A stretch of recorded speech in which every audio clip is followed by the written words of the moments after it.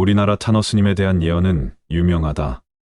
미스테리를 다뤄본 모든 분들의 단골 메뉴가 아닐까 싶다. 나 역시 미스테리 유튜브를 시작하면서 언젠가 해야지 라고 생각하고 있었는데 이제서야 영상을 만들게 되었다. 조금 더 실력이 쌓이면 멋들어지게 만들고 싶었지만 실력이라는 것이 하루아침에 쑥 하고 자라는 것이 아닌 듯하여 그냥 포기하고 영상을 만들도록 하겠다. 여전히 영상 편집이 허접하고 이미 누군가 다 써먹은 레퍼토리겠지만 혹시라도 새롭게 접하시는 분들도 계시라는 기대감으로 시작하도록 하겠다. 탄어 스님은 현대 한국 불교에서 매우 유명한 고승이라고 한다. 유교와 불교, 도교 3종교에 대해 20종 80권의 책을 냈는데 그 설명과 해석이 매우 정묘해 탄어의 동양고전 책으로 자신이 관심 갖는 동양고전을 공부한 승려들이 지금도 꾸준히 나온다고 한다. 하지만 세간에서는 예언하는 승려로 더 유명하다. 탄어 스님은 1913년 음력 1월 15일 전라북도 만경군 만경읍 대동리의 유학자 집안에서 독립운동가인 율제 김홍규 선생의 차남으로 태어났다. 그의 아버지 김홍규는 보천교 고위 간부로서 김구 선생의 독립운동 자금을 지원하는 등 독립운동에 종사했다. 탄어는 전북 김제에서 태어나 이미 동양 사상의 한경지를 이룬 상태에서 조계종 초대 종정인 하남 스님과 20여 통의 서신을 주고받은 끝에 21살에 강원도 오대산에 출가했다. 그는 23살 때 이미 승려들에게 불경을 강의하기 시작했고 26살 때 훗날 조계종 종정이 된 고암 스님과 탄홍 스님 등의 요청으로 불교의 정수인 화엄경 강의를 개설했다. 42살 때엔 하남에 이어 월정사 조실로 추대돼 수많은 인재를 길러냈다. 탄어는 한자만 100만 자에 이를 정도로 방대하고 유불선에 통달하지 않고선 해석이 불가능한 화엄경 80권을 붓다 이래 최초로 자국어로 번역해낸 인물이다. 10여 년간 매일 원고지를 100장씩 쓰는 초인적인 작업을 거쳐 원고지 62,500장 분량으로 펴낸 신화엄경 업로는 원효의상 이래 최대 불사 가운데 하나로 평가받고 있다. 또한 그는 불교를 뛰어넘는 선각자이자 경세가로 현자들의 스승, 구시를 했다. 탄어보다 10여 년 연상인 함석헌 선생이 그를 자주 찾아 동양학을 물었고 국문학자 양주동 박사는 탄어에게 장자 강의를 들은 뒤 장자가 다시 살아 돌아와도 탄어만큼은 할 수 없을 것이라고 극찬했다. 탄어불교문화재단 이사장 해거 스님은 1960년대 초여름 영은사에서 49제를 모실 때 한밤중에 큰 바람이 불어 문짝이 흔들리고 모든 호롱불이 일시에 꺼져 모든 대중이 우왕좌왕할 때 탄어 스님만은 금강경을 마지막 구절까지 독송하며 동요하지 않는 모습을 보였다고 전했다. 그는 탄어 스님은 밥 짓고 일하느라 공부할 수 없는 공양주와 부모까지 함께 공부하도록 하기 위해서 아침 공양 지을 때 점심 공양까지 한꺼번에 밥을 짓도록 해 3년간 찬밥으로 점심 공양을 때웠을 정도로 공부하려는 이들을 돕는데 남달랐다고 회고했다. 22살 되던 해에 오대산 상원사로 출하하였고 이후 월정사에 적을 두다 1949년 어느 날 뜰에서 개미들이 대량으로 죽어있는 모습을 발견하고는 불길한 예감이 들어 제자들을 데리고 경상남도 양산시의 통도사로 피신했다. 이후 그 불길한 예감은 적중해서 이듬해 여름에 6.25 전쟁이 발발했다. 그러나 탄어 스님은 여러 예언으로 유명해지는데 그를 더욱 유명하게 만든 것은 그의 예지력이다. 탄어 스님은 자신이 체득한 주역 원리를 바탕으로 세상을 풀어내고는 하였는데 한국전쟁을 예측함은 물론 5.16 군사정변, 베트남 전쟁의 효고현 남부 지진, 박근혜 대통령 당선까지 예언했다고 한다.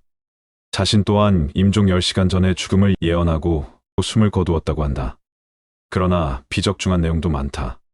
가령 재해나 전쟁으로 일본이 침몰하고 중국이 분열하며 세계 인구 절반이 죽지만 한국만은 어떠한 힘에 의해 이를 극복하여 통일되고 만주를 회복한 크고 아름다운 세계 제1의 국가가 된다는 국뽕 이야기를 예언하기도 했다. 월악산 영봉성 위로 달이 뜨고 이 달빛이 물에 비치고 나면 30년쯤 후에 여자 임금이 나타난다. 여자 임금이 나오고 3, 4년 있다가 통일이 된다. 월악산 근처의 덕주사에서는 다음과 같은 예언을 했다. 당시에는 월악산에는 물이라고는 눈을 씻고 찾아봐도 없기에 아무도 이 말을 믿지 않았으나 예언 10년 뒤인 1985년 충주댐이 완공되면서 월악산의 달빛이 물에 비치기 시작했다. 충주댐은 공식적으로는 1985년 완공이나 1984년에 담수를 시작했으므로 월악산 영봉에 달이 뜬 해는 정확히 말하면 1984년이다. 그런데 1984년으로부터 정확히 30년 뒤인 2013년, 우리나라 최초의 여자 대통령이 탄생하면서 탄허스님의 통일예언이 현실이 되었다고 한때 여겨졌다. 그러나 박근혜 전 대통령을 여자 임금으로 비정할 시 마지막 문장인 남북 통일 예언은 실현되지 않은 것이 된다. 애초에 이 말이 인터넷상에서 이슈화된 것이 2015년이었는데 DMZ 목함질의 매설 사건과 서부전선 포격 사건, 남북 관계에 전운이 감돌면서 무슨 통일이 임박한 양 회자된 예언이었다. 그리고 2015년에 위기가 싱겁게 지나가고 탄허가 지목했던 해도 별다른 사건 없이 지나가면서 사람들의 예언에 대한 관심도 크게 낮아졌다. 여자 임금에 대한 또 다른 해석은 여자 임금이 남한이 아닌 북한에서 나온다는 주장이다. 북한의 김주애가 본격적으로 우상화 시도가 이루어지고 국정원에서까지 후계자가 유력하다는 입장을 내놓으면서 그동안 틀린 것으로 여겨지며 잠잠해졌던 탄허 스님의 통일 예언이 다시 거론되고 있다. 여자 임금 김주애설의 가장 큰 지지 근거는 첫째로 월악산 영봉에 달이 뜨고 정확히 30년 뒤이자 박근혜 대통령의 취임연도이기도 한 2013년에 김주애가 태어났다는 점, 즉 나타나다 태어나다로 본 것이다. 두 번째는 여자 임금이라고 하면 기본적으로 선출직, 한국 대통령이 아니라 종신직이자 세습되는 직위인 북한의 최고원 수여야 한다는 논리이다. 이 가설을 따르자면 김주애가 처음 미디어에 등장한 2022년 11월을 기점으로 2025에서 2026년에 통일이 이루어지거나 아니면 좀 더 설득력 있는 설명은 지금은 황태녀 신분인 김주애가 북한의 지도자로 등극해서 실제로 여자 임금이 되고 난 뒤 3년에서 4년의 세월이 흐르면 통일이 이루어진다고 할 수 있겠다. 후자의 경우 김정은이 사망하거나 상황이 되어야 정확하게 연도를 비정할 수 있으며 2024년인 현재로는 언제가 될지는 미상. 사실 탄허 스님 본인의 학문적 성취와는 별개로 예언이 다 그렇듯이 신빙성이 어중간하고 다의적인 구조를 제시한 후 알아서 끼워 맞추는 식의 다른 예언들과 전혀 다를 바가 없어 각자 해석하기 나름인 소위 한국의 노스트라다무스다. 어쨌거나 그래도 많은 부분의 예언적 중률로 한국에서는 꽤 유명한 예언가로 알려져 있으니 탄허 스님이 하셨던 예언들을 몇 가지 더 살펴보도록 하겠다. 1949년 어느 날 탄허 스님은 개미떼가 자기들끼리 싸움을 해서 오대산 중대법당과 뜰에 수백 마리씩 죽어 있는 것을 보았다. 이를 본 뒤 역학 원리로 난이 일어날 것을 알고 상좌들을 경남 양산 영축산 고지에 있는 백년암으로 피신시켰다. 또 월정사의 한 암자에서 신화엄경합론을 번역하고 있던 그는 1968년 가을 장서와 번역 원고들을 모두 강원도 삼척 영은사로 옮겨두었다. 그러자 울진 삼척에 북한 무장간첩 120여 명이 침투했다. 월정사의 군단 사령부가 세워져 소탕작전을 하면서 암자는 폐허가 되었다. 제가 될 뻔한 필생의 원고를 미리 구해낸 것이다. 탄허 스님은 베트남 전쟁에서 미국의 패배도 정확히 예언했다. 당시는 미국을 도와 국군이 파병돼 남한엔 미국의 승리와 월맹타도 분위기가 고조되던 때였다. 미국에서 활동하던 숭산 스님이 미국이 가지고 있는 핵무기 하나면 월남은 꼼짝 못할 것이라고 하자 탄허 스님은 역학의 원리를 볼 때 월남은 남쪽으로 화인데 미국은 태방으로 금이어서 금이 불에 들어가면 녹을 수밖에 없다며 이국이 물러나게 될 것이라고 말했다. 서우담 화엄학연구소장은 출가승으로서 탄허 스님을 모실 당시 그의 남다른 예지력을 자주 지켜봤다. 1965년 겨울 강원도 횡성에서 버스를 타고 진부로 가던 중이었다. 운전기사 뒤에 타고 있던 스님이 갑자기 내리자고 해서 황급히 내렸다. 날도 추운데 왜 그러느냐고 불평을 했더니 운전기사의 미간을 보니 곧 죽을 상이다라고 했다. 그런데 20분쯤 가다 보니 앞서 간 버스가 전복되어 있었다. 서우담이 왜 운전기사에게 말해주지 않았느냐고 따져 물었다.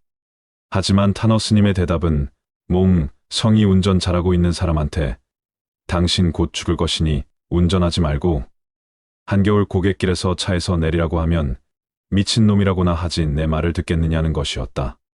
1979년 늦은 봄 고려대에서 봉직하고 있던 한 여교수가 서울 안암동 대원암으로 스님을 찾아왔다. 지인의 소개로 박정희 대통령과 혼담이 오가고 있다며 어떻게 해야 하느냐는 것이었다. 그러자 타너 스님은 결혼 좋지. 그러나 서산에 지는 애는 부상해 잡아맬 수 있을 때 좋은 것이지 라고 답했다 한다. 박 전 대통령의 운명을 암시하는 듯한 이 예언 때문인지 결혼은 성사되지 못했다고 한다. 어쨌거나 예언이란 100% 다 맞으면 좋겠지만 실상은 그렇지 못하다고 들었다. 그때 환경이 변한 탓도 있을 것이고 여실 또는 몇 년의 간극을 두고 이루어지기도 하기 때문에 언제라고 함부로 못 박을 수 없는 것이 예언이라고 들었다. 그럼에도 눈치 빠른 자들은 우리나라의 통일이 언제쯤 이루어지겠구나 라고 판단할 것이다.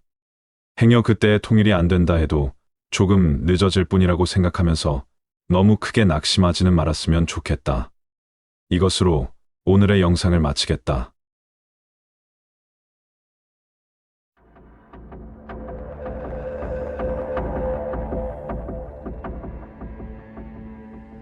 인디고란 단어는 미국의 정신과 의사 알시글이 나바호 인디안 부족 특유의 태어나면서 신기를 가지고 태어나는 아이들을 일컫는 말에서 전해졌다. 하지만 시간이 지나며 이러한 현상이 나바호 부족뿐 아니라 전 세계에 있는 여러 아이들에게도 나타난다는 사실을 알게 된 그는 아이들의 성격적 특징과 공통점 등을 상세히 정의하여 그때까지 정신의학에 의해 단순 아동정신병으로 여겨진 여러 증상들이 일부 아이들에게는 정신병이 아님을 주장하게 되었다. 인디고 차일드가 다른 아이들과 다른 점 중 가장 두드러지게 나타나는 현상은 학교에서 보통 아이들처럼 교사의 말에 집중하지 못하는 현상으로 알려졌다. 그들은 자신이 왜 공부를 해야 하는지를 이해하지 못하며 자칫 잘못하면 학교에서 왕따의 피해자가 될 확률도 높다. 이러한 특징은 인류의 삶을 크게 개선한 발명가 에디슨에게서 두드러지게 나타났으며 집중을 못하는 아이들은 음악이나 미술 등 어느 지정된 분야에 유독 특출난 천재성을 보인다. 오늘날 중국과 동유럽의 일부 국가에서는 이런 아이들을 엄선한 뒤 정부 차원에서 영재 교육을 시키며 이 아이들 중 일부는 간단한 훈련을 통해 원거리 투시나 텔레파시와 같은 초능력까지 발휘할 수 있는 것으로 밝혀졌다. 또한 이들 중 상당수가 전생을 똑똑하게 기억해서 사람들을 놀라게도 한다. 인디고 차일드가 태어나기 시작한 것은 1970년대부터인데 1980년대를 거쳐 90년대에 이르기까지 약 150만 명 정도가 태어났다고 한다. 인디고 아이들은 90년대 말까지 약 30년 동안 태어났으며 지구상에는 한 세대의 인디고 종족이 존재하고 있다. 영성단체 혹은 신비주의를 지향하는 사람들 가운데 사람들이 곳곳에서 태어났고 또 태어날 예정이라고 주장하고 있다. 그렇게 해서 지금도 새로운 에너지를 지닌 아이들이 태어나고 있다. 1980년대 태생 이후 인디고 아이들이라 불리는 존재들이 대거 태어났다. 사람들은 저마다의 오라를 지니고 있는데 인디고 아이들은 빛이 보라가 살짝 곁들인 남색 빛의 오라를 띠고 있어 이런 이름이 붙여졌다. 파란색보다 깊은 보랏빛도 약간 감도는 색이다. 남색은 우리 인체의 7 차크라 에너지 센터 중 제3의 눈에 해당하는 색이기도 한데 인디고 아이들은 제3의 눈이 이미 열렸거나 열릴 가능성이 많은 채로 태어난다고 한다. 도린 버추 박사도 인디고 아이들을 직접 연구한 보고서를 통해 인디고 아이들은 우리를 인도하기 위해 왔다. 어떤 방식으로든지 그들을 돕는 것은 우리의 정신적 의무이다. 라고 말했다. 박사는 인디고 아이들을 잘 기르는 법에 관한 책을 출판하기도 했다. 미국의 리 캐롤과 젠 토버도 1999년 봄에 The Indigo Children이라는 책을 공저로 출간했다. 이들은 이 책 속에서 인디고 아이들의 특징을 17가지로 정리했다. 내용을 간추려 보면 인디고 아이들의 특징은 다음과 같이 요약된다.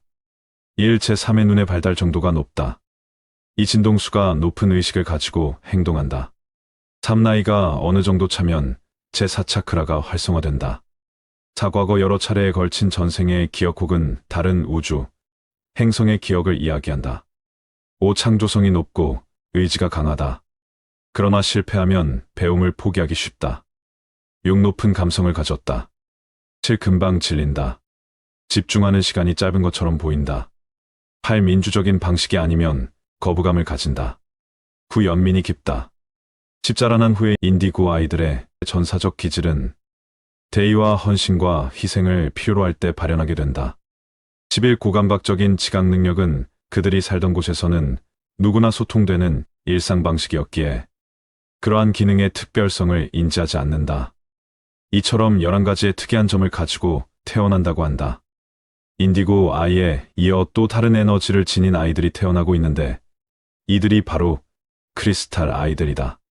크리스탈 아이들이 태어나기 시작한 시기는 1990년대 말로 알려져 있다.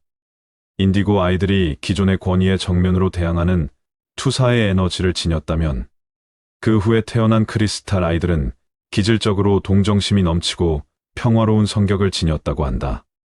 크리스탈 아이들은 부정적인 에너지를 긍정의 에너지로 바꾸는 감정의 치유사이며 자신들이 가진 사랑을 주변에 뿌리고 나아가 다른 이들의 아픔이나 고통에도 민감하게 반응한다. 이런 아이들을 크리스탈 아이들이라고 말하는 이유는 그들의 오라 색채가 수정의 프리즘과 같은 파스텔 색조를 띠고 있기 때문이다. 그들은 끊임없이 진동하고 있으며 주위의 진동에 민감하게 반응한다. 그들은 맑고 투명하여 주변의 에너지를 증폭시키는 성질을 가진다. 다만 어두운 면까지 증폭시킬 수 있어 일반적인 사회생활에 어려움을 겪을 수 있다. 간단히 설명하자면 앞에 있는 상대와 비슷한 성질로 변모하는 것이다. 그래서 자칫 트러블 메이커처럼 보일 수 있다. 박사는 크리스탈 아이들의 특징을 다음과 같이 정리하고 있다. 1. 밝은 인상에 꿰뚫어보는 듯한 눈매를 가졌다. 2. 두 사람을 끄는 매력적 개성을 가졌다. 3. 아주 다정다감하다. 4. 말을 늦게 배운다. 5. 음악적 재능이 출중의 말을 하기에 앞서 노래를 먼저 배운다. 6. 의사소통을 하는데 텔레파시와 스스로 고안한 신호를 사용하곤 한다. 7. 자폐증이나 말, 더듬이로 진단받는 수가 있다. 8. 마음이 온건하고 귀엽고 사랑스럽다. 9. 남들에 대하여 관용스럽다. 10. 예민하고 동정심이 많다. 11. 자연과 동물들을 깊이 사랑한다. 12. 힐러, 요법가로서의 능력을 가졌다. 13. 수정과 보석에 흥미를 가지기 쉽다. 14. 다른 행성이나 우주, 다른 존재들, 전생에 관한 이야기를 자주 한다. 15. 예술성과 창조성이 대단히 높다. 16. 일반식보다는 채식과 주스를 좋아한다. 17. 놀라운 평형감각을 가진 두려움 모르는 탐험가이다. 18. 군중에 민감해 뉴스를 보기 싫어한다. 19. 그들은 목에 자주 통증을 느끼며 천식을 갖고 있기도 하다. 20. 자폐증이나 아스퍼거 증후군으로 진단될 수 있다. 21. 온도에 민감하다. 인디고와 크리스탈의 성질을 모두 갖추고 태어나는 제호의 인종이 있는데 그들은 인디고 피플과 크리스탈 피플의 혼합이다. 이들의 배경이나 삶의 패턴의 공통성은 대체로는 부모나 가족과의 숙명적 끈이 짧고 생명의 끈이 그리 길지 않다는 점이다. 그러나 이들에게는 피를 나눈 부모보다 더 끈끈하게 맺어진 인맥이 있고 이들의 수명은 거의 대부분 그 무언가에 의해서 연장되는 기이한 일들이 많다. 인디스탈은 인디고적 에너지와 크리스탈적 에너지 양쪽 모두를 갖추고 있어 개인의 환경적 요인과 경향성에 따라 그 변이가 다르겠으나 양쪽의 세포적 형질로 인해 어느 한 시기가 지나면 내면적 균형에 따라서 매우 이상적이라 할 수가 있다. 어릴 적에는 인디고적인 성향이 두드러지다가 자라며 크리스탈적인 성향이 나타나고 다음 그 양쪽의 성향이 그들의 타고난 수면 습성과 함께 골고루 섞이게 된다. 이들 또한 태어나기 전 정보가 부모에게 미리 전달되고 지상에서 합의된 인연이 기다리고 있다. 이 탄생을 알아보고 기다려온 그들은 이들에게 개인 교사격이다. 가족, 그 이상의 고리가 연계되어 있다. 이들의 관계는 목적과 소명을 띠고 있어 예로부터 스승과 제자의 사이에 많이 존재해왔다. 인디스탈은 본인도 모르는 초상 능력이나 현상들이 자주 출시되며 타고난 고감각적 지각과 재능들을 갖추고 있다. 재밌게도 이들은 대체로 내면이 바쁘다. 지나치다 싶을 정도의 왕성한 호기심으로 어릴 적에는 일반 어른으로서는 감당이 안 되며 호기심으로 묻는 이들의 질문은 학교에서도 가르치기가 힘이 든다. 저항감이 강하고 궁금한 것에 대해서는 식음을 전폐하고 물고 늘어지는 속성이 있어 부모가 이들의 어리둥절한 요구를 받아들이지 않으면 안 되게끔 이들은 상황을 몰고 가기도 한다. 이들은 뭐든지 자신이 직접 해야만 직성이 풀리는 모험가이며 분석가, 연구가들이다. 평생 지칠 줄 모르는 지적 열망은 이들 삶의 키워드가 된다. 혁명적 기질과 인도주의적인 박애정신이 강하여 나서든 나서지 않든 리더적인 역할이 상황에 따라 저절로 주어지기도 한다. 무모하도록 정직한 이들은 순수성과 연민의 감성도 많아 세계의 영적인 지도자들 중에 대체로 많이 있다. 인디스탈은 대상과 상황의 이면을 보며 거꾸로 보거나 뒤집어 보는 사고에 매우 능숙하다. 알든 모르든 대부분의 인디스탈은 일반적으로 남들이 겪어야 할 경험을 짧은 순간에 무수히 많이 겪어나가며 죽음의 위기나 순간이 자주 찾아오는 편이다. 그러나 그들의 생명은 그들의 것만이 아니기에 구사일생으로 살아나는 경우가 많고 상식적인 이해로 설명할 수 없는 죽음의 순간을 모면했다는 일화를 그들은 남보다 많이 갖고 있다. 인디스탈은 자각몽이나 예지몽을 주로 꾸며 무의식 하에 가수면 상태에서 체외이탈하여 이곳저곳을 둘러보고 오는 일도 다반사이다. 그 방식은 해답을 얻어오는 또 하나의 방식이기도 하다. 의식의 통로가 어릴 적부터 열려 있어 다차원 간의 의사소통이 가능하며 여러 존재들에게서 배움을 얻기도 한다. 그들은 대부분 영적인 것과 이지의 것에 대한 자아실현 욕구가 강하며 여러 방면으로 대단히 학구적이며 내적 정렬가이다. 이외에도 이전에 태어난 사람들 중에는 별에서 온 씨앗이라는 뜻의 스타시드, 스타피플이라는 부류와 2000년 이후에 태어났다고 하는 레인보우 아이들이 있다고 주장하고 있다고 한다.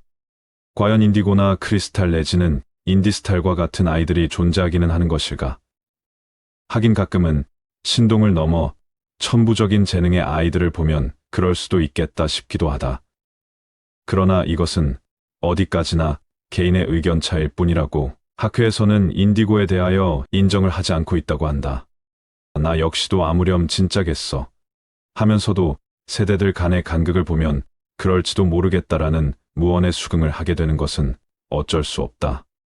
아무래도 요즘 태어나는 아이들은 우리 시대에 보고 자란 것들의 몇십 배는 더 빨리 더 많이 배우게 될 테니 태어나면서부터 그렇게 능력을 가지고 태어나야 초고속 인류에 속해서 살아가게 될지도 모르겠다는 생각을 하며 이만 영상을 마치도록 하겠다.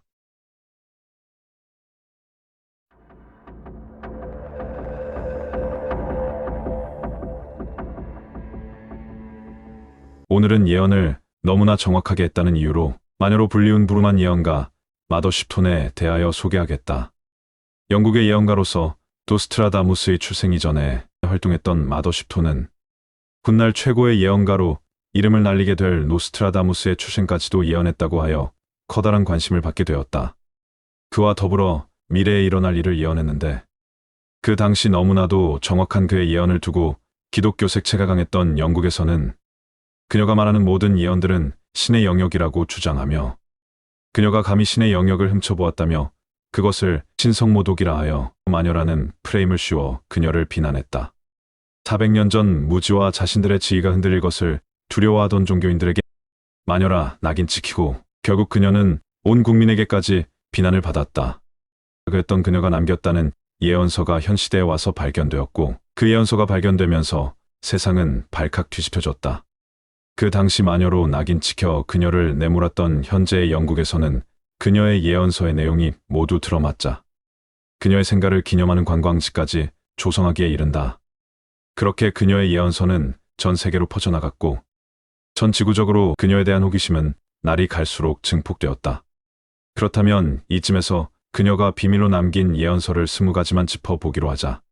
나는 내가 가야 한다는 것을 알고 있다. 나는 자유다. 나는 올 것임을 알고 있다. 나는 이 예언지를 비밀로 만드노니 나중에 밝혀질 것이다. 그리고 그것이 나타날 때 사람들은 이 예언을 읽을 것이니 나의 예언들은 헛되이 불에 타지 않을 것이다. 미지의 대지에서 금이 나오는구나. 미국 대륙 발견. 그런데 여기에서 미지의 대지가 왜 미국일까 생각해보니 미국하면 금을 찾아 카우보이들이 활동하던 옛날 서부 영화가 생각나서 그나마 수긍이 갔다. 이것은 연도를 거쳐 철제 괴물이 나타나 떨림과 양피지, 언어와 잉크를 집어삼키면 사람들은 깊은 생각에 빠지도다. 9세기 철제 인쇄기 등장. 그냥 그대로 읽어서는 도저히 뭐가 뭔지 모르겠는데 확실히 그에 맞는 답을 제시하니 아 그렇구나 하며 역시 수긍하게 된다. 세상이 뒤바뀌는구나. 농사를 짓는 모든 아들들의 손에 책이 쥐어질 지이니 가난한 자들은 이제 큰 지혜를 얻게 되도다. 책의 대량 배포로 인한 지식 대중화. 사내들이 후세에 가까워짐에 따라 잠들어 있는 세계의 산이 숨을 들이쉬며 얼음과 진을 죽음을 뿌리는구나. 대지가 흔들리고 마을과 마을을 삼키도다. 미지의 대지에서 기독교인과 기독교인들이 싸우는구나. 미국 남북전쟁. 물에서는 쇠가 나무 배와 같이 둥둥 떠다니는구나. 철제선박 등장. 말이 없이도 마차가 움직일 것이다. 기차, 자동차의 등장. 하늘에서는 사람들이 하얀색과 검은색, 녹색을 타고 이동하는구나. 비행기의 등장. 1900년과 26년 집을 지으면 집과 막대기가 빛을 내는구나. 그때 광폭한 전쟁이 계획될 것이고 불과 칼이 대지를 써버릴 것이다. 제1차 세계대전 계획. 히틀러 나이투쟁. 배가 물고기처럼 물속에서 수영하고 그림이 움직이는 것 같이 보일 때 새와 같은 사람들이 하늘을 샅샅이 뒤지며 세상의 절반이 피해 물들 것이다. 잠수함, 사진의 동영상화, 비행전투기 등장. 제1, 2차 세계대전 발발. 유로 만들어진 집이 영국에 오는구나. 그러나 슬프도다. 슬프도다. 그게도 같이 잔인하고 악마 같은 집단에 의해 전쟁이 일어나는구나. 이곳에서 불화가 일어난 사람들은 서로를 죽여드는구나. 북쪽이 남쪽을 갈라놓을 때 사자의 입에서는 독수리가 이를 벌린 뒤 세금을 가져가는구나. 피가 저리고 잔인한 전쟁은 이 장소에 사는 모든 사람들에게 다가오는구나. 패망한 일본을 점령하는 미국. 6.25 전쟁. 울부짖는 괴물이에 사내가 타고 있구나. 그 괴물은 곡물을 집어삼키도다. 사람들이 말과 쟁기를 버리고 새처럼 떠나는구나. 트랙터의 등장과 사람들의 도시 이동. 세상 모든 사람들의 생각이 하늘을 날아다니는구나. 눈 깜박임처럼 순간적으로 전화, 라디오, 인터넷의 등장. 사람들은 높은 언덕을 짐승들의 힘을 빌리지 않고도 쉽게 오를 것이며 물밑에서는 사람들이 타고 다니고 거다니며 잠을 자고 자유로이 말까지 하는구나. 케이블카, 잠수함, 수중터널, 미래의 수중도시.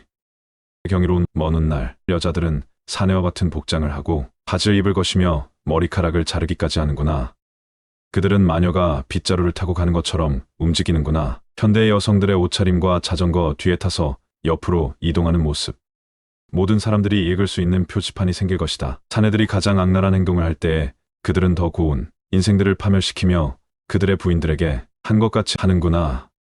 사람들은 탐욕에 빠지고 사내는 마치 잠든 것처럼 걷는구나. 현대 대형 전광판, 미디어 언론이 등장하여 각종 성범죄들이 사람들에게 쉽게 알려질 때 왕은 거짓 약속들을 하며 말하기 위한 말을 하는구나. 그리고 끔찍한 전쟁 계획을 세워 전에 보지 못한 것과 같은 것들이 보이는구나. 정치인들의 거짓말.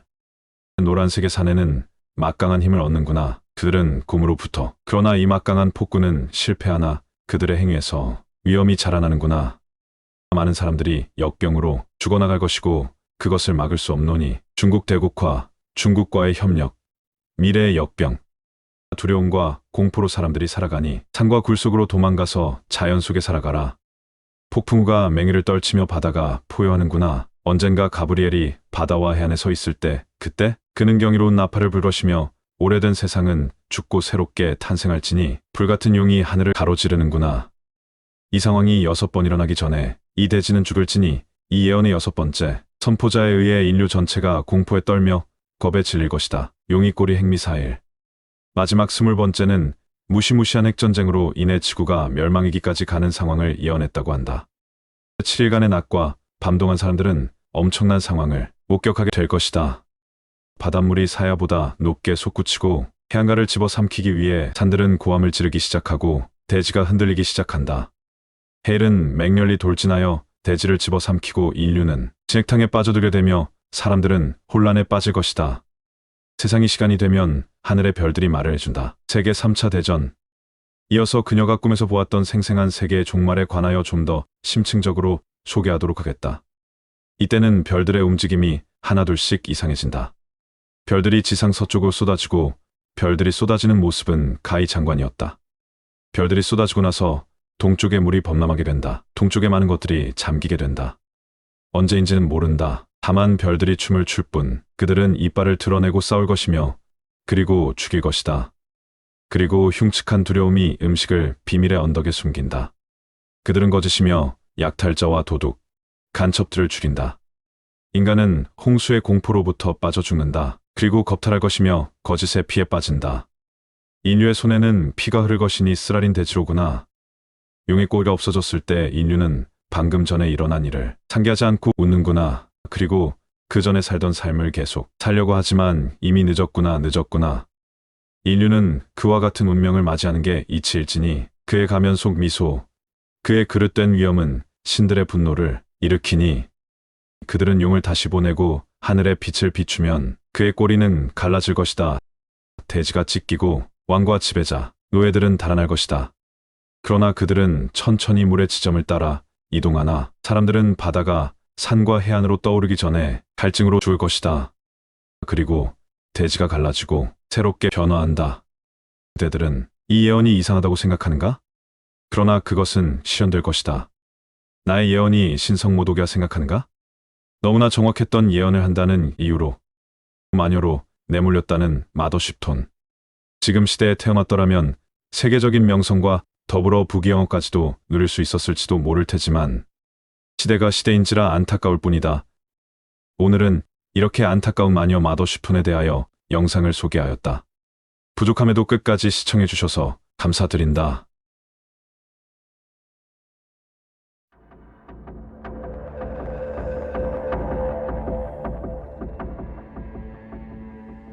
오늘 소개해드릴 영상은 고대 이집트의 파라오 람세스 2세의 암굴 신전 아부신벨 신전이다.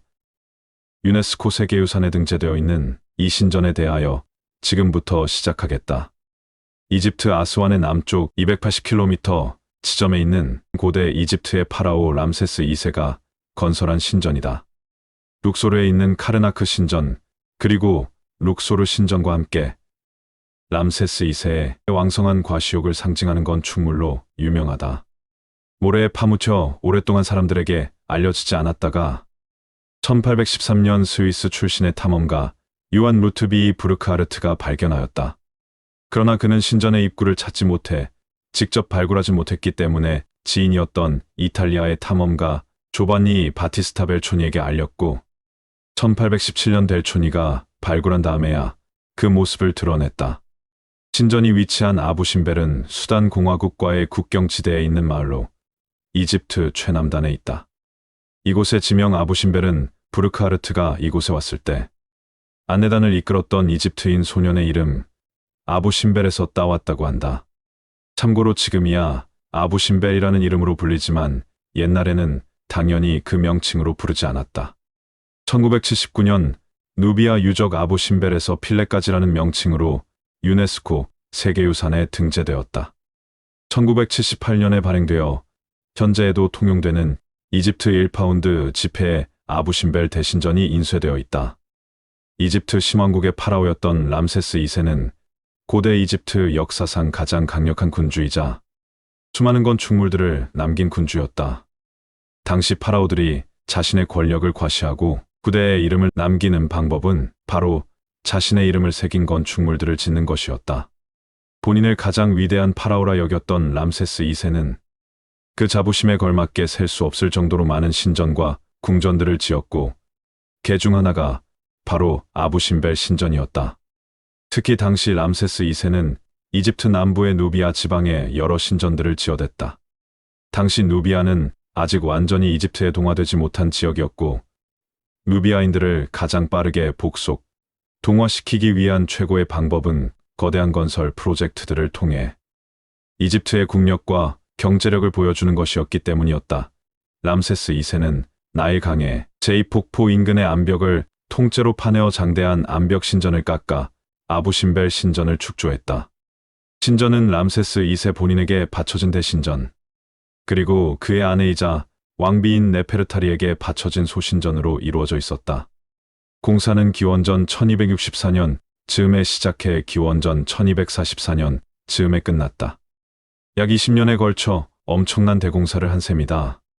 그러나 고대 이집트의 전성기인 신왕국이 몰락하면서 아부신벨 신전 역시 서서히 잊혀졌다. 이집트 왕국의 세력이 쇠하며 신전은 모래 속에 파묻히기 시작했고, 기원전 6세기경에는 이미 신전의 거상 무릎까지 모래가 차올랐다고 한다. 그 상태로 1813년까지 아부신벨 신전은 모래 속에 그대로 묻혀 있었다. 대략 2400년 가까이 모래 속에 묻혀 있었던 덕에 아부신벨은 역설적으로 다른 이집트 신전에 비하여 훼손을 덜 당할 수 있었다. 물론 도굴꾼들이 모래를 파내고 신전 내부를 도굴하기는 했지만 아예 기둥이나 건물 구조 자체가 무너진 다른 신전들에 비하면 훨씬 보존 상태가 양호했다. 흔히 아부신벨이라고 하면 떠올리는 거대한 좌상 4개가 줄지어 앉아있는 신전이 바로 대신전이다. 대략 짓는데 20년 정도가 걸렸으며 람세스 2세가 즉위한 지 24년 정도 되는 기원전 1265년에 완공되었다. 람세스 2세가 살아 생전에 지은 수없이 많은 신전들 가운데에서도 독보적으로 아름다운 신전으로 손꼽힌다. 호루스 신과 하토르 신의 작은 입상들이 줄지어 선 입구에 있는 20m에 이르는 좌상 4개는 모두 람세스 2세로 각각 상, 하, 이집트를 의미하는 의상을 입은 형상이다. 안타깝게도 보는 방향으로 왼쪽 두 번째 좌상은 세월을 견디지 못하고 지진 때문에 상체 부분이 부서졌지만 떨어진 몸체가 바로 아래에 보존되었는데 그것까지도 아부신벨의 묘미다. 4개의 좌상들 사이사이에는 훨씬 조그만 크기로 람세스 2세의 가족들의 상이 세워져 있다. 아무리 커봤자 람세스 2세의 무릎 높이밖에 오지 못하는데 어머니인 투이, 아내인 네페르타리, 장남과 차남인 아무네르케세프와 람세스 비, 장녀를 포함해 총 6명의 딸들이 주인공이다. 좌상 뒤쪽에 있는 거대한 파사드는 높이 33m, 폭 38m에 달하며 파사드 위쪽의 프리즈에는 22마리의 개코 원숭이들이 새겨져 있다. 원숭이들은 양팔을 올려 태양을 찬양하는 모습을 하고 있고 몸에는 람세스 2세의 딸과 히타이트의 왕 하투실리 2세의 결혼을 증거하는 석판이 있다. 입구 바로 위에는 큼직한 벽감이 하나 파여 있고 그 안에는 태양신 라의 입상이 들어가 있다. 라는 왼손에는 깃털을, 오른손에는 정의와 질서의 여신 마하트를 들고 있는 모습. 라의 몸에는 람세스 2세의 즉위명이기도 한 우세르 마하트 라가 새겨졌다. 입구를 통해 안으로 들어가면 오시리스의 모습을 한 람세스 2세의 입상 8개가 세워진 기둥의 방이 있는데 벽에는 카데시 전투의 장면들을 새겼다. 크기가 무려 20m에 달하는 입상 8개가 줄을 맞추어 서 있기 때문에 실제로 안에 들어가면 꽤나 장중한 느낌을 준다. 방의 길이는 18m, 너비는 16.7m이며 8개의 석상들이 기둥으로서 천장을 받치고 있는 모습이다. 입구에서 본 기준으로 왼편에 있는 조각상들은 상이집트를 상징하는 백색 왕관을 쓰고 있고 오른편에 있는 조각상들은 상하이집트의 통합 왕관인 이중관 푸센트를 착용하고 있다. 조각상들 뒤의 벽에는 람세스 2세가 치른 전투들의 벽화가 새겨져 있고 대부분이 카데시 전투에 관한 것이지만 일부 누비아나 리비아 지방에서 일어난 전쟁들을 묘사한 그림도 있다. 기둥의 방을 지나면 4개의 기둥들이 천장을 떠받치는 상대적으로 더 작은 방으로 들어갈 수 있다. 이 방에는 람세스 2세와 그의 아내 네페르타리가 창조신 아문, 태양신 나와 함께 태양 방주를 타고 내세로 향하는 모습이 새겨졌다. 이 방마저 지나면 마침내 가장 안쪽에 있는 조그만 크기의 성소로 들어갈 수 있다. 가장 깊숙한 성스러운 공간에는 신, 사위의 좌상이 있다. 라호라크티, 신격화된 람세스 2세, 아문라, 프타 신으로 당시에는 각각 헬리오폴리스, 테베, 멤피스를 수호하는 신들이었다. 1년 중 2월 22일과 10월 22일에 가장 안쪽의 성소의 태양빛이 약 20분간 들어와 신상을 비추지만 어둠 신인 프타의 상에는 이날에도 빛이 비치지 않는다. 원래는 람세스 2세의 즉위일인 2월 21일과 람세스 2세의 생일인 10월 21일이었는데 현재의 위치로 이전하기 위한 공사를 할 때 날짜를 정확히 맞추고자 1년이나 시간을 들여 계산을 하였지만 결국 원래 날짜보다 각각 하루 늦게 할 수밖에 없었다. 이 날들에는 아부신벨 대신전 주위에 사는 사람들이 전통음악과 춤을 비롯하여 이슬람교의 수피즘, 교도들이 추는 춤 등을 공연하는 큰 축제를 연다. 규모가 작아서 소신전이라 불리지만 정식 이름은 하토르와 네페르타리의 신전이다. 대신전에서 북동쪽으로 100m 정도 떨어진 장소에 세워졌고 사랑의 여신 하토르와 람세스 2세의 왕비인 네페르타리에게 바쳐졌다. 참고로 이 신전은 아케나텐이 왕비인 네페르티티를 위해 신전을 지어준 이래 고대 이집트 역사상 두 번째로 왕비를 위해 지어진 신전이다. 대신전과 마찬가지로 암벽을 그대로 깎아 입구를 만들었고 정면에는 람세스 2세의 입상 4개와 네페르타리의 입상 2개가 세워져 있다. 두 사람의 입상의 크기는 거의 동등하며 그들의 입상 아래에는 왕자와 공주들의 입상이 작은 크기로 세워져 있다. 신분이 높을수록 인물의 크기를 크게 묘사했던 이집트에서 파라오와 왕비의 크기를 거의 비슷비슷하게 조각해 놓은 경우는 아부신벨의 소신전이 거의 유일하다. 전통적으로 왕비의 조각상을 세우긴 했어도 파라오의 조각상, 무릎 정도까지의 키로 깎아놓는 것이 전통적인 관례였기 때문에 파라오와 왕비의 조각상들 바로 곁에는 왕자와 공주들의 상이 세워져 있다. 소신전의 구조 배치는 대신전을 축소해 놓은 것과 비슷하다. 다만 대신전의 경우 입구를 통과하면 8개의 거대한 파라오 입상이 세워진 방으로 들어갈 수 있었던 반면 소신전은 입구를 통과하면 6개의 기둥들이 받치고 있는 방이 나온다. 기둥에는 사랑의 여신 하토르의 머리 모양이 새겨져 있고 벽과 기둥에는 네페르타리 왕비가 라, 크눔, 콘수, 토트, 이시스, 마하트 등의 신과 논의는 장면이 있다. 또한 람세스 2세가 신들에게 향료를 바치는 장면도 있다. 6개의 기둥이 있는 방을 통과해 더 안쪽으로 들어가면 3개의 문이 있는 벽과 조그만 방이 나온다. 이곳에도 역시 신들을 찬미하는 내용의 벽화가 가득한데 주로 소의 모습을 한 하토르 여신에게 네페르타리 왕비가 공물을 바치고 숭배하는 모습이 주를 이루고 있다. 소신전 맨 안쪽에는 조그마한 크기의 성소가 있다. 이곳에도 대신전처럼 신상이 있었을 것으로 추정되지만 현재는 남아있지 않고 성소에 남은 것은 하토르 여신과 합의를 이루어 신격화된 네페르타리 왕비를 그린 벽화 정도밖에 없다. 20세기 중반에 이집트 공화국을 건국한 가말 압델 나세르 이집트 대통령이 아스완 하이댐을 지으며 상황이 급변했다.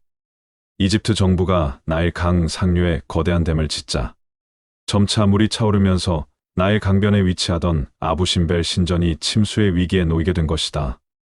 결국 1959년에 유네스코가 주관하는 초대형 규모의 문화재 보존 프로젝트가 시작되었고 아부신벨 신전을 지키기 위해 수많은 아이디어들이 쏟아져 나왔다.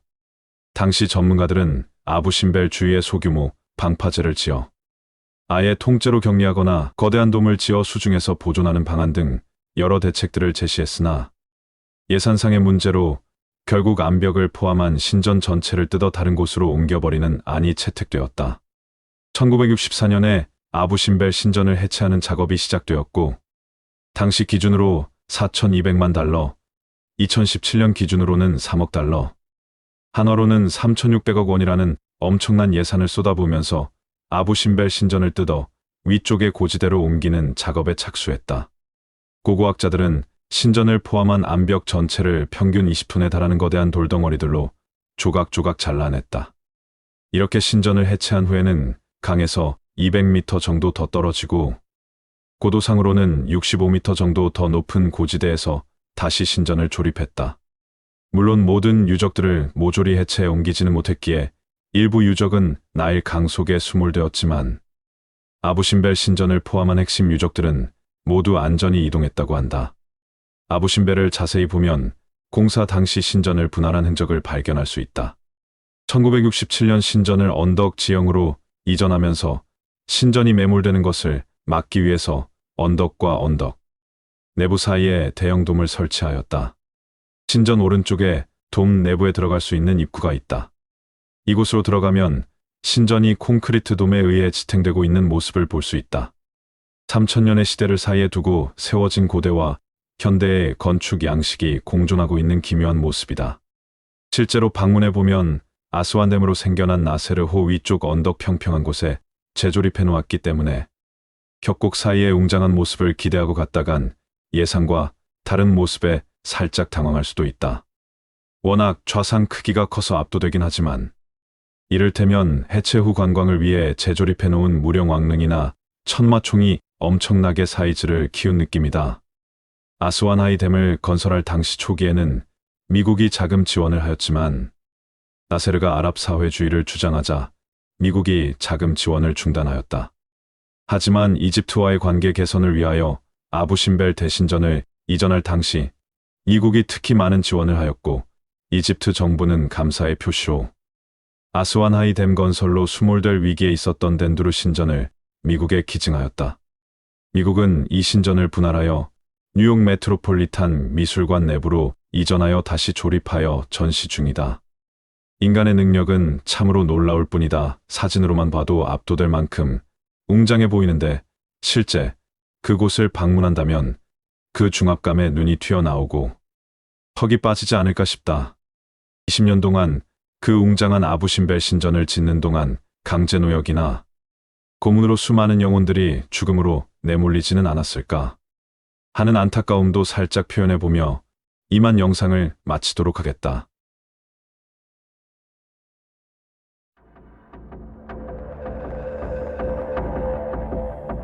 중세시대의 최고의 화가로 잘 알려져 있던 레오나르도 다빈치는 전 인류를 통틀어 천재 중에 천재로 알려진 인물이다. 그는 화가일 뿐 아니라 지리학이나 천문학에도 해박한 지식을 가지고 있었고 모든 면에서 어설픈 수준을 뛰어넘는 그 시대 최고의 전문가 수준의 만능 엔터테이너였던 것이다. 그랬던 그가 지축이동에 대한 예언을 남겼다 하여 소개하도록 하겠다. 세계에는 노스트라다무스, 에드가 케이시, 남사고 등을 비롯 바바방가와 타르빅 등 동서양 남녀할 것 없이 유명한 예언가가 많이 알려져 있다.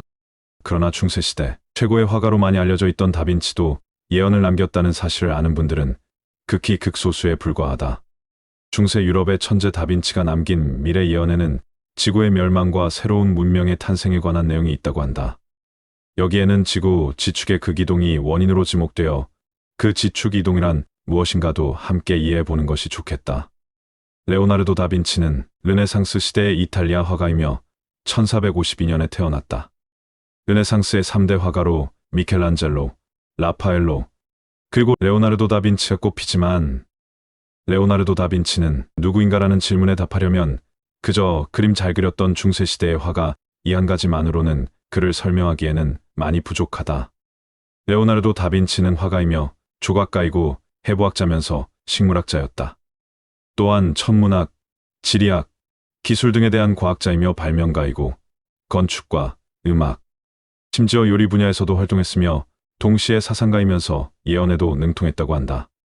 지금으로 치면 전 세계에 존재하는 상위 1%에 속하는 전천후 천재 중의 천재였다.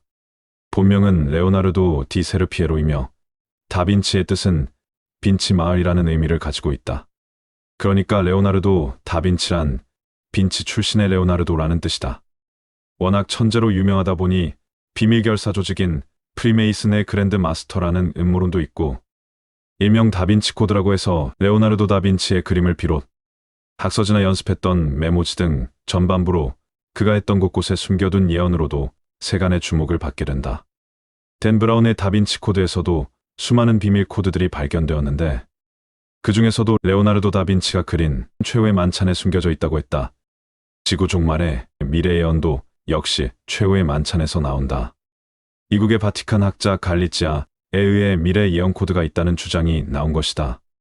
세계적인 대작인 최후의 만찬을 보면 예수 그리스도의 머리 위에는 반원 모양의 장식이 있다. 여기에 점성학과 라틴어 알파벳으로 레오나르도 다빈치가 예언을 암호화하여 예언 코드를 그려놨다는 주장이 예언설의 배경이다. 12궁도와 24개의 알파벳을 교묘히 숨겨놓아서 지구 멸망의 내용을 말하고 있다고 한다. 일설에 의하면 16세기에 레오나르도 다빈치가 지독한 악몽을 꾸고는 그 내용을 적어 놓았다는 것인데 과학적으로나 역사적으로 증명된 것은 아니다. 레오나르도 다빈치의 예언에 나오는 지구 종말 내용은 이러했다. 4000년 3월 21일에 시작되는 대홍수로 인하여 대재앙이 오며 그해 11월 1일에 현재의 인류는 멸망하고 새로운 인류의 역사가 시작된다는 것이다. 아직 시간은 남아있기는 하지만 지구 리셋을 반드시 해야만 한다는 이야기가 된다.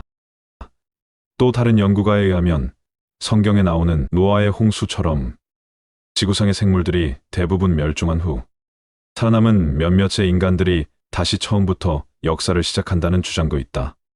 결국 지구 리셋이라는 공통점에 이르고 있다. 지구 종말을 연구하는 사람들의 주장 중에 대홍수 주기설이 있는데 인류 문명은 주기적으로 멸망과 발전을 반복한다는 것이다. 다빈치의 지구 종말에 대한 다빈치 코드 이외에도 다빈치의 글들 중에 직접적으로 멸망될 때의 상황을 설명한 것도 있다. 이탈리아의 역사가 드아라우조는 레오나르도 다빈치의 글 중에서 예언에 관계되는 글들을 모아서 미래 예언 풀이를 했다. 그 해설서에 의하면 지구의 환경이 급격하게 변하여 인간을 비롯한 생물들이 떼죽음을 당하는 것으로 나온다. 이런 지구의 멸종 사건은 이미 과거에도 있었다. 약 2억 5천만 년 전의 페름기에 일어난 대멸종으로 약 2만 년에 걸쳐서 전체 생명체의 98%가 멸종한 것으로 연구되고 있다. 지구는 수많은 멸종을 거쳐왔다고 한다. 그 중에서도 제일 커다란 멸종으로 5대 멸종으로 구분짓는데 이 시기에 일어난 멸종은 대멸종 중에서도 5대 멸종으로 가장 큰 멸종이라고 학계는 말하고 있다. 이때 해양 생물 중에 약 96%와 육상 척추동물의 70% 이상이 절멸했다고 한다. 드아라우조가 밝히는 레오나르도 다빈치의 예언에는 바닷물의 높이가 산보다 높아지고 하늘을 향해 올라와서 사람들의 집을 덮친다는 구절이 있다고 한다. 이것이 만약 쓰나미를 표현하는 것이라면 매우 큰 지각 변동이 일어난다는 것이고 만약 해수면 상승이라면 온난화나 기상이변으로 빙하가 녹았다는 것으로 예상할 수 있다. 현재도 지구온난화로 인해 극지방의 빙하가 점점 녹고 있다는 걱정을 하는 중인데 만약 북극과 남극, 그린란드 등의 모든 빙하가 녹으면 해수면은 60m나 상승하게 된다.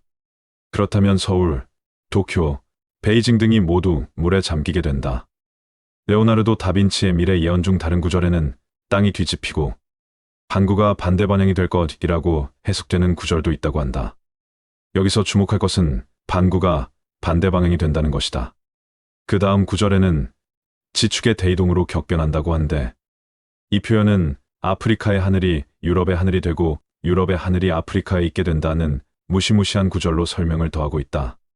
즉, 지구의 지축 이동설에 나오는 것과 유사한 내용이다.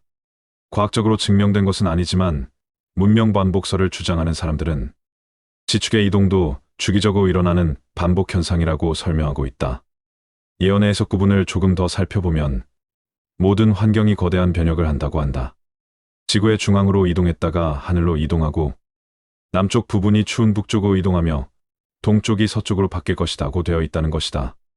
이것을 알기 쉽게 설명한 부분이 있는데 가령 주전자에 물이 반쯤 채워진 상태에서 주전자를 흔들게 되면 그 속에 있는 물이 한쪽으로만 흔들리는 것이 아닌 좌우 양쪽 할 것 없이 위아래 따지지 않고 사방팔방으로 인정사정 없이 튀어오르는 것처럼 지구 역시 지축이 흔들리게 된다면 그 현상처럼 해수면의 물들이 걷잡을 수 없이 무서운 공포로 다가올 것이라고 했다.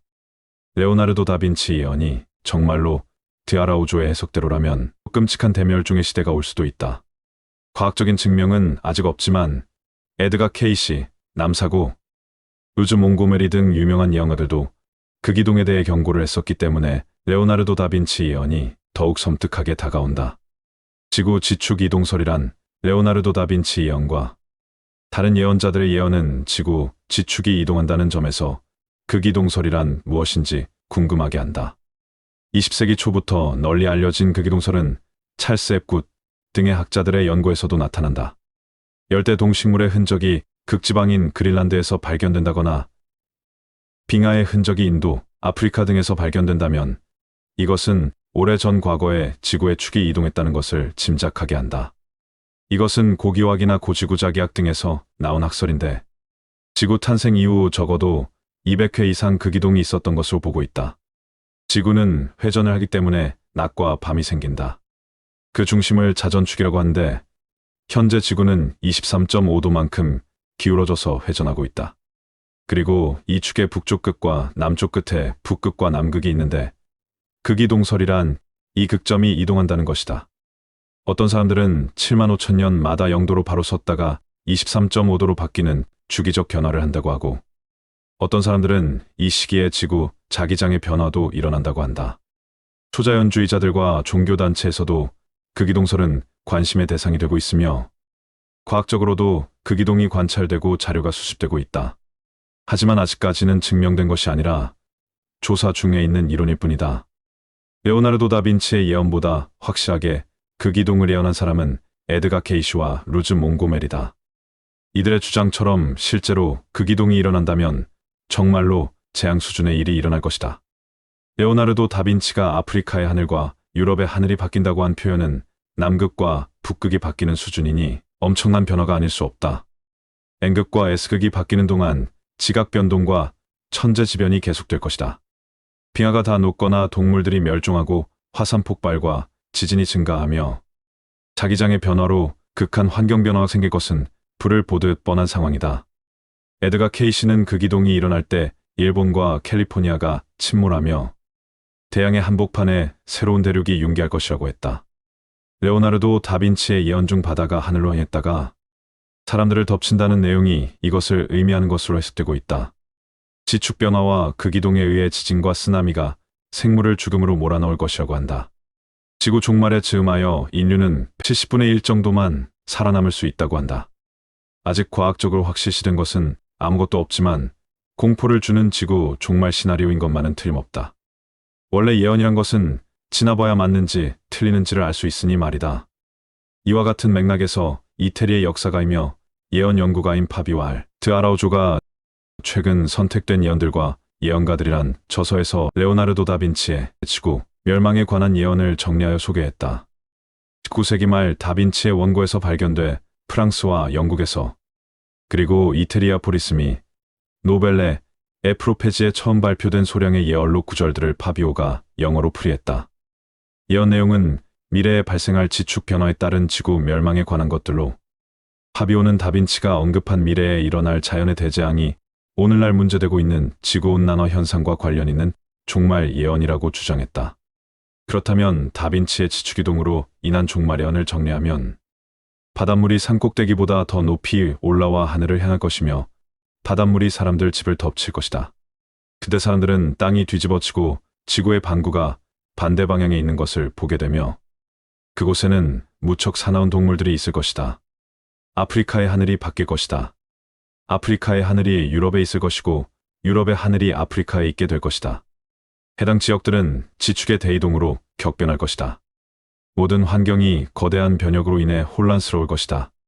일순간에 지구의 중앙을 향해 이동하다가 다른 순간에 하늘을 향해 이동하고 남쪽 부분이 추운 북쪽으로 이동하며 동쪽이 서쪽으로 이동할 것이며 이쪽이 다른 반구로 바뀔 것이다. 파비오는 다빈치가 미래의 지구에서 발생할 지구축 변화로 인한 인류 멸망의 대재앙을 분명히 예언한 것으로 확신하고 있다. 자동차와 비행기, 낙하산 등 미래에 등장할 수많은 문명의 도구들을 사파와 도면들로 상세히 묘사한 그는 과연 지축 전도로 인한 대재앙을 미리 보고 후세에 예언을 남긴 것일까? 그저 상상력으로 그렸다고 하기에는 너무나도 복잡하고 정교한 그의 그림들은 미리 보고서 그리지 않고서는 이해가 가지 않을 뿐이다. 수많은 예언가들이 반복적으로 지구 지축 이동에 관한 예언으로 지구에 커다란 환란이 닥칠 것이라고 한다. 그 시기는 확실하지는 않지만 아마도 우리가 사는 시대에 도래할 가능성이 높다고 하니 섬뜩해진다. 모쪼록 피해가 없었으면 하는 마음으로 이만 영상을 마치도록 하겠다. 늘 부족한 영상 시청해주시는 귀한 분들에게 거듭 감사 또 감사드린다.